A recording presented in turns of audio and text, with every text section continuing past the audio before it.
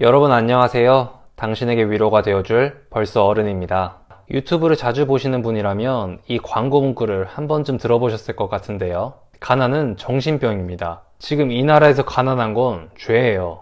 가난은 정신병이라는 키워드로 한참 논란이 되었었던 카피 문구였죠. 그리고 세계적인 기업인 마이크로소프트의 창업자이자 모두가 인정하는 세계 최고의 부자 빌 게이츠 역시 이와 비슷한 말을 했었는데요. 가난하게 태어난 건 그 사람의 잘못이 아니지만 가난하게 죽는 건 그 사람의 잘못이다 라고 말했었죠. 이런 말을 들었을 때 여러분은 어떤 생각이 드시나요? 정말 가난하다는 것이 그렇게 큰 잘못을 저지른 걸까요?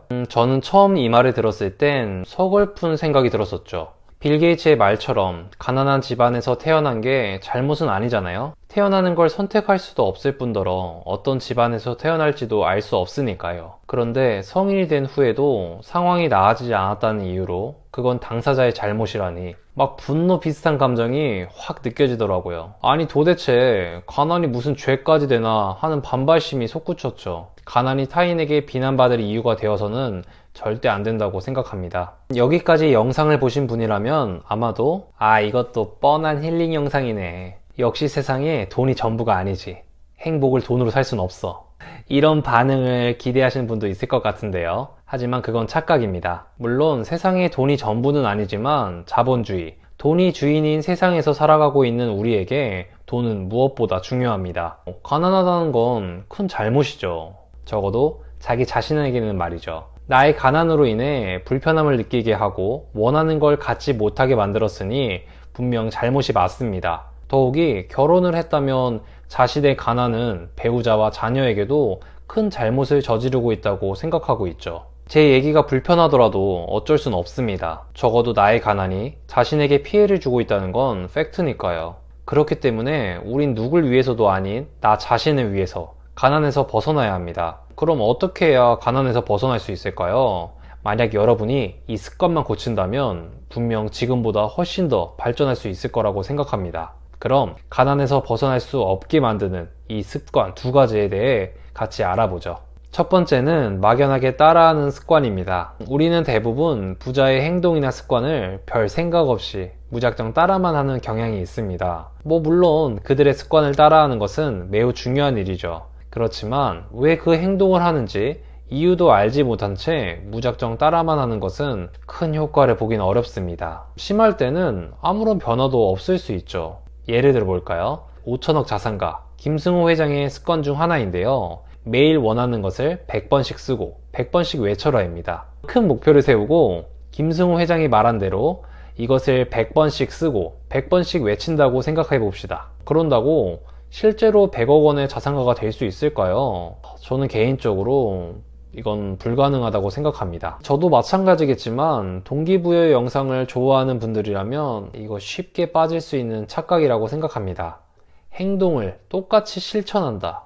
이거에만 너무 빠진다는 거죠. 많은 분이 동기부여 영상이나 책을 통해 부자가 되는 습관을 알게 됩니다. 이 행동만 해서 부자가 될 수 있단 말이지. 이렇게 생각하며 아주 추월하고 그 행동만 반복합니다.